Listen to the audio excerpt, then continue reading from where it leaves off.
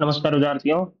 हम पढ़ रहे हैं द्विघात समीकरण का सदस्य में द्विघात समीकरण, और इसमें हमने एक पहले प्रश्न के 8 पार्ट जो है वो हल कर लिए, और 8वां पार्ट जो अपनी 2 क्लासेस में कंप्लीट हो चुके हैं, और दोनों के जो लिंक है इस वीडियो के डिस्क्रिप्शन में आपको मिल जाएंगे। तो नेक्स्ट प्रश्न देखते हैं अपने प्रश्न नंबर 2।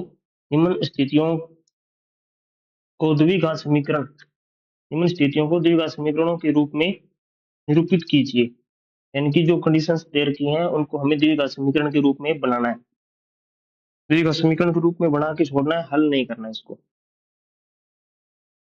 तो प्रश्न दूसरे का पहला, इसमें क्या दिया हुआ है? एक आयताकार भूखंड जिसका क्षेत्रफल दिया है 528 मीटर स्क्वायर, और क्षेत्र की जो लंबाई है वो हमें दे रखी है मीटर में।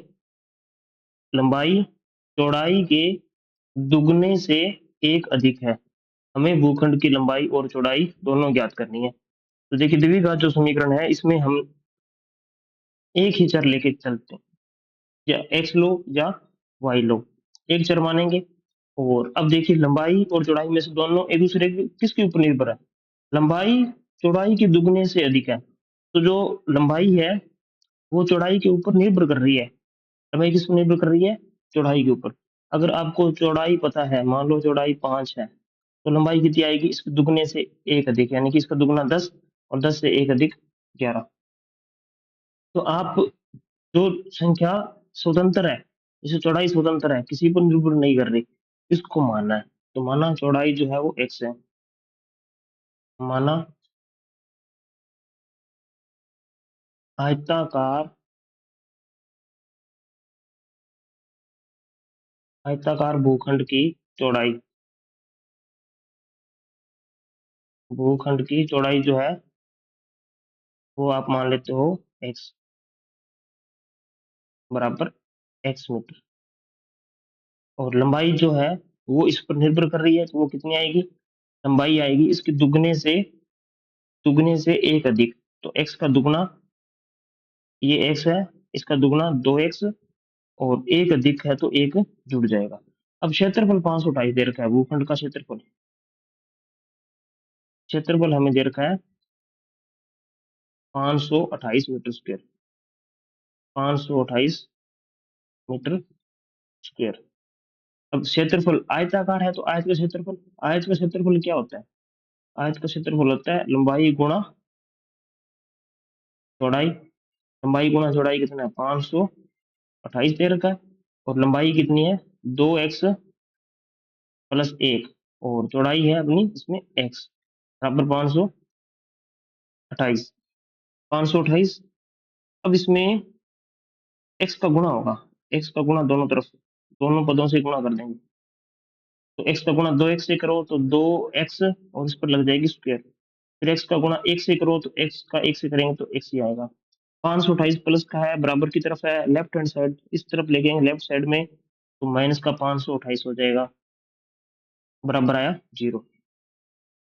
अब देखिए, मैंने लास्ट वीडियो में बोला था हर वीडियो में आपसे एक प्रश्न पूछा जाएगा, इसका आंसर आपको कमेंट में देना है।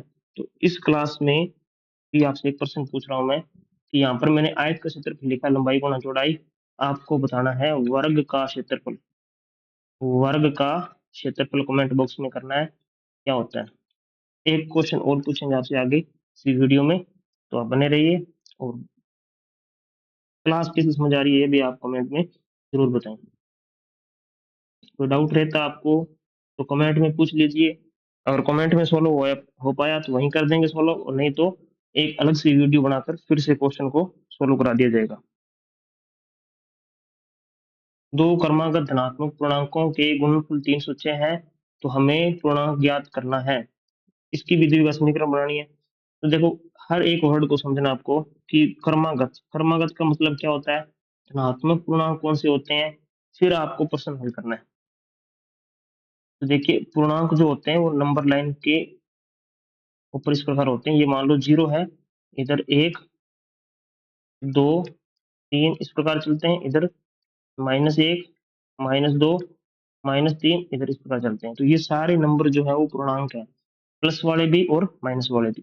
जो माइनस के नंबर है इन्हें कहते हैं हम ऋणात्मक पूर्णांक। क्या कहते हैं? ऋणात्मक, नेगेटिव इंटीजर या ऋणात्मक पूर्णांक। और जो प्लस के जो नंबर है इधर वाले, इन्हें कहते हैं धनात्मक पूर्णांक या पॉजिटिव इंटीजर, धनात्मक पूर्णांक। तो हमें तो लेने क्वेश्चन के अकॉर्डिंग धनात्मक, क्वेश्चन में क्या दिया है, धनात्मक पूर्णांक। तो धनात्मक लेने यानी कि जीरो से राइट साइड वाले लेने, प्लस वाले सभी नंबर्स लेने अपने को। और कैसे लेने, क्रमागत, क्रमागत का मतलब होता है लगातार, कंटिन्यू, इनके बीच में स्किप नहीं करना। जैसे मान लो एक नंबर मैंने मान लिया एक, तो आगे वाला नंबर दो मानना है। जैसे दो है आगे वाला तीन, अगर मैं एक पूर्णांक मानता हूँ पांच, तो आगे वाला नंबर छह। इस प्रकार लगातार कोई दो नंबर लेने हैं। तो माना प्रथम पूर्णांक x है, प्रथम पूर्णांक, प्रथम पूर्णांक मान लेते हैं x, और सेकंड या द्वितीय जो पूर्णांक है वो मान लेंगे, आपके दिमाग में आया होगा y मान लेंगे। y नहीं मानना, सेकंड पूर्णांक भी x से ही रिलेटेड कुछ मानना है। देखो ये किस प्रकार बढ़ रहे हैं, पांच था, फिर छह मानना आगे वाला, तो छह भी क्या होता है, छह होता है पांच प्लस एक, यानी कि जो पीछे वाला पूर्णांक है उसमें हम एक जोड़ कर आके लिख देंगे। ऐसे ही आगे वाला जो पूर्णांक है x है, x के बाद में क्या आएगा, x प्लस एक आएगा। और एग्जाम्पल लीजिए, जैसे मान लो सात के बाद में आठ, तो आठ क्या होता है, सात प्लस एक ही तो होता है, सात प्लस एक। जैसे मान लो बारह है, इसके आगे वाला नंबर आएगा तेरह, तो तेरह क्या होता है, बारह प्लस एक ही तो तेरह होता है। ऐसे ही इसको मैं अगर x मानता हूँ तो ये आएगा x प्लस एक। तो इस प्रकार दोनों पूर्णांक मानने हैं। और इसमें क्या कहा है, अब प्रश्नानुसार करना है आपको कि गुणनफल, गुणनफल कितना आ रहा है, 306। तो अब हम प्रश्न के अनुसार कर देंगे इसमें, प्रश्नानुसार। प्रश्न में जो दिया है, प्रश्न में क्या दिया, दोनों का गुणा, इसका x का और x प्लस एक का, दोनों पूर्णांकों का गुणा कितना आ रहा है, 306 आ रहा है। x का गुणा करो x से, तो x की घात बन जाएगी दो, एक्स स्क्वायर। x का गुणा करो एक से, तो बन जाएगा x प्लस का 306 इधर आएगा बराबर की इस तरफ लेफ्ट साइड में, तो आएगा माइनस का और बराबर में जीरो। तो ये भी द्विघात समीकरण बन गई अपनी। और इतना ही कहा था इस प्रश्न में कि द्विघात समीकरण के रूप में निरूपित कीजिए। तो पूर्णांक आ गए आपके, धनात्मक पूर्णांक, ऋणात्मक पूर्णांक। अब आप यहाँ पर भी एक क्वेश्चन मैं आपसे पूछना चाहूंगा कि जीरो जो है वो किस प्रकार का पूर्णांक है, धनात्मक पूर्णांक है या ऋणात्मक है, ये दोनों है, ये दोनों ही नहीं है। इस प्रश्न के ऑप्शन भी मैंने साथ में दे दिए, आप इसके आंसर बताना कि जीरो जो है वो किस प्रकार का पूर्णांक है, धनात्मक है, ऋणात्मक है, या दोनों है, या दोनों ही नहीं है, नहीं तो धनात्मक है नहीं ऋणात्मक है। तो आपको इनमें से जो आंसर पता हो वो बताना। अब इसका नेक्स्ट पार्ट, ये आयु संबंधी प्रश्न है। इसमें दिया हुआ है रोहन की जो माँ है उसकी उससे 26 वर्ष बड़ी है, किससे, रोहन से। रोहन की माँ रोहन से 26 वर्ष बड़ी है, और उनकी आयु वर्षों में, वर्षों में दे रखी आयु, और उनका गुणनफल अब से 3 वर्ष पश्चात, 3 साल बाद का बोला है, 3 साल बाद उनका जो आयु का गुणा है वो 360 है। हमें रोहन की वर्तमान आयु ज्ञात करनी है, यानी कि प्रेजेंट एज। तो आज के टाइम की जो आयु है रोहन की वो हमें बतानी है। और आयु जो, आयु संबंधी जो प्रश्न है इसमें हम आयु जो मानते हैं एक्स वाई, वो हमें वर्तमान आयु मानते हैं हमेशा ही। हमेशा ही कौन सी आयु मानते हैं, वर्तमान आयु। तो माना रोहन की वर्तमान आयु, रोहन की वर्तमान आयु मान ली मैंने एक्स। जो रोहन की माता है उनकी वर्तमान आयु क्या आएगी, तो माँ की वर्तमान आयु कितनी आएगी, आप बताइए कि वर्ष में है, और ये भी वर्ष में मानेंगे अपने। रोहन की जो माता है उससे 26 साल बड़ी है, तो रोहन की आयु एक्स थी, एक्स से 26 ज्यादा होगी, एक्स से 26 ज्यादा होगी तो एक्स में 26 जुड़ जाएगा, और ये भी वर्ष में है। अब हमें क्या करना है, 3 वर्ष पश्चात, 3 साल बाद बताना है इनकी आयु कितनी आएगी। तो 3 वर्ष बाद 3 वर्ष बाद रोहन की आयु बताओ कितनी आएगी। एक्स जो है वर्तमान में थी, 3 साल बाद 3 और बढ़ जाएगी, तो 3x नहीं होगी, ध्यान रखना, +3 होगा, x +3। और माता की जो आयु है वो कितनी आएगी 3 साल बाद में, x +26 था, वर्तमान आयु कितनी थी x +26, इसमें 3 और जुड़ जाएगा, ये हो जाएगी x +26 और 3 29। ये इनकी दोनों की जो है वो 3 साल बाद की आयु है। अब प्रश्न के अनुसार इन दोनों की आयु का गुणा जो है वो कितना आ रहा है, 360 आ रहा है। तो अब प्रश्नानुसार करेंगे, इसमें प्रश्नानुसार क्या करना है, x +3 और गुणा करना है इसको x +29 से, और बराबर कितना लिखेंगे 360, बराबर आएगा 360। अब देखिए यहाँ पर मैंने लास्ट वीडियो में फॉर्मूला लिखाया था x+a और x+b का, वो आपको याद रखना है और वही फॉर्मूला अप्लाई करना है डायरेक्ट यहाँ पर। ये क्या आता है, x² a+b इंटू x और प्लस ab। तो ए बी की जगह तो 3 और 29 है, x की जगह x ही है, तो यहाँ पर कर दूं मैं x² a+b यानी कि 3 और 29 का जोड़, 3 और 29 का प्लस करें तो कितना आता है 32x, और फिर ए बी का गुणा करना है, 3 का और 29 का गुणा करना है, तो ये आ जाएगा 9 3 27, और 3 दूनी 6 और 2 8 यानी कि 87। प्लस का 360 है, इस तरफ लेके आओ तो माइनस का 360 बराबर बचा 0। अब इसमें पक्षांतरण तो हो ही चुका है, सिर्फ मान निकालना है। तो मान क्या आएगा, x² प्लस का 32x, और ये घटाव करना है बस, ये घटाव हम कर देते हैं, 0 में से 7 गया तो 3, फिर बचा यहाँ पर 5, 5 में से 8 गए तो यहाँ पर शेष बचेंगे 7, और यहाँ बचा 2, तो 273 जो है वो आंसर आएगा अपना, बराबर आएगा इसमें 0। बाकी घटाव आप चेक कर लेना, मिस्टेक हो तो बता देना।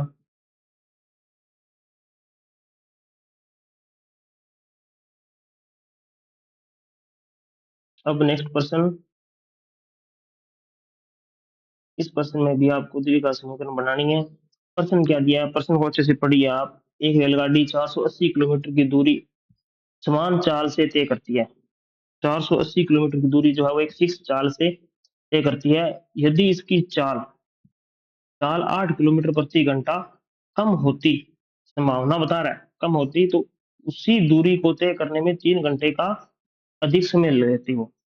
ट्रेन कितना समय ज्यादा लेती, 3 घंटे अधिक। तो हमें रेलगाड़ी की चाल याद करनी है, जिस चीज को हमें याद करना है उसको हम मान लेंगे एक्स या वाई। सबसे पहले तो वो काम करना है, जो ज्ञात करना है उसे मान लेंगे। अब प्रश्न में क्या दिया है कि चाल में संबंध दे रखा है, चाल जो है पहले कितनी थी, एक्स मानी हमने, फिर उसने क्या किया, चाल को कम कर दिया।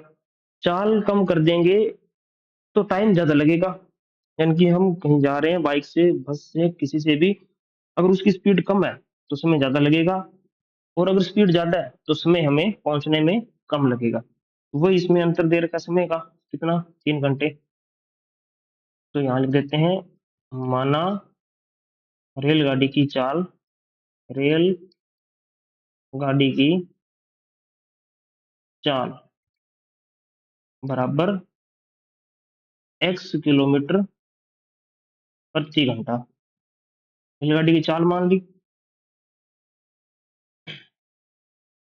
और दूरी कितनी देर की है हमें, दूरी देर की है 480 किलोमीटर दूरी हमें तय करनी है।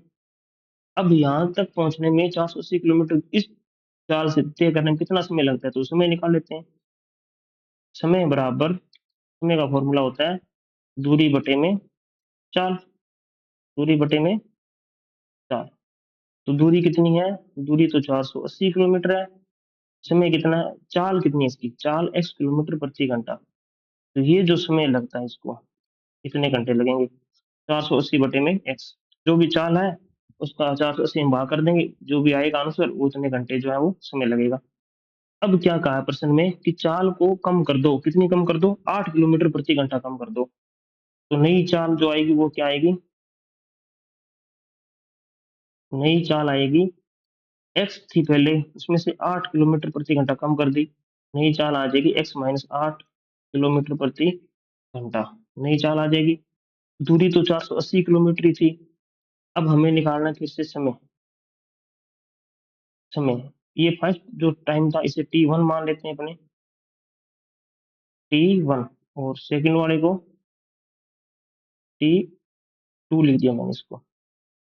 तो यहाँ पर समय का फॉर्मूला वही दूरी बटे चाल रहने वाला है। तो दूरी कितनी है, दूरी है 480, और चाल कितनी है, चाल अब की बार कम हो गई, x-8 किलोमीटर प्रति घंटा है, इतना समय हमें लगेगा।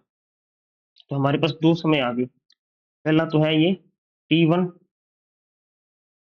t1 टाइम,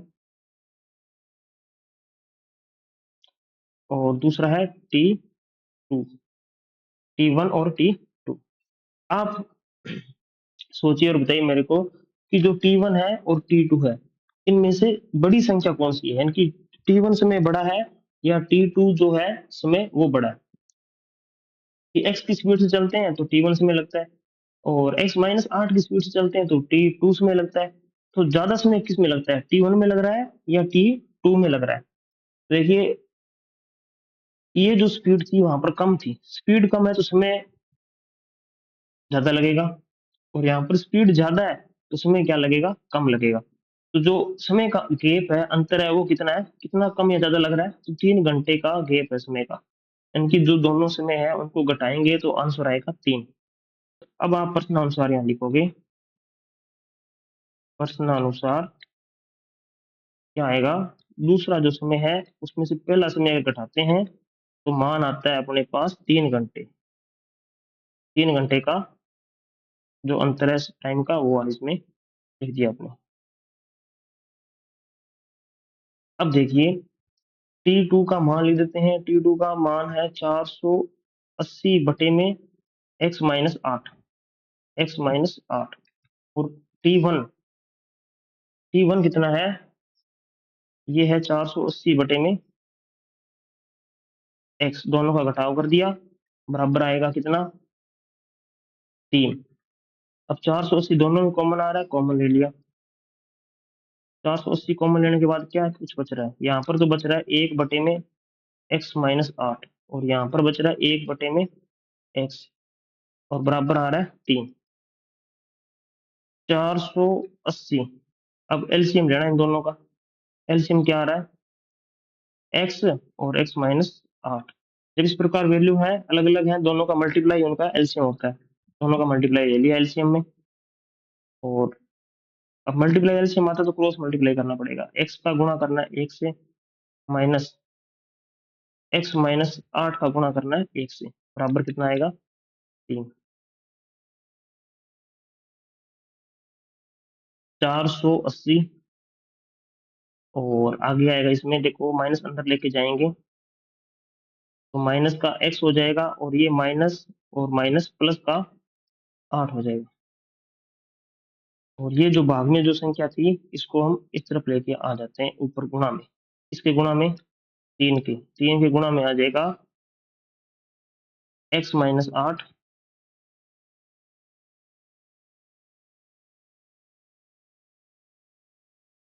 3 के गुणा में आएगा x और x-8।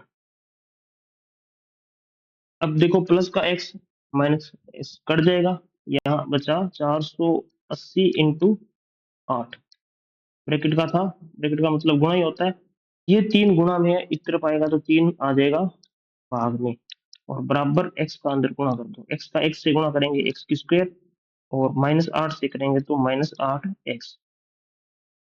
अब इसको कट कर लेते हैं और आगे सोल्व कर लेंगे।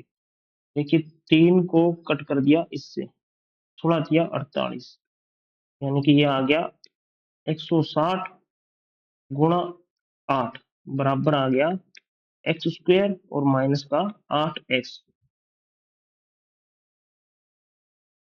अब इनका गुणा कर दो, तो 16×6 = 96, 16×7 = 112, और 128।